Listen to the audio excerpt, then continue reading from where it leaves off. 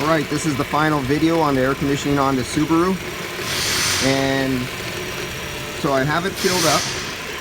And I went around again, completely charged, dynamic test. I went around it with an electronic leak detector, no leak. I went around with bubbles, no leak. I went around with ultrasonic, no leak. I went around with UV light, no leak. But yet, we had wet oil at this fitting. We have tons of wet oil and dust buildup here. I know these O-rings leak. That is a given. They always do.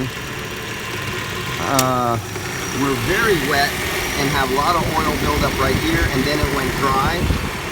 And then only the refrigerant low side hose had a ton of wet, shiny oil on it right here, and then it's dry. But yet, it passed every static test and it passed every dynamic test.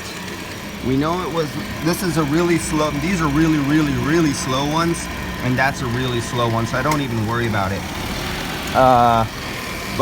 So what do? When you know there's leaks and it came in nearly empty, this vapor pressure, did you get the right communication from the service manager to the technician? Did this leak just happen overnight? Did this leak, was it filled up a week ago and I lost it? Or did the service manager who was writing down the notes didn't ask the customer when was the last time it actually worked, and the customer says, oh, it hasn't worked in 10 years, I've never charged a car. And then you're wasting your time looking for the absolute minute, finest, smallest leaks that really don't exist. But there are evidence there's bigger ones, because we had shiny wet oil in a few locations. So we do have that evidence of a leak.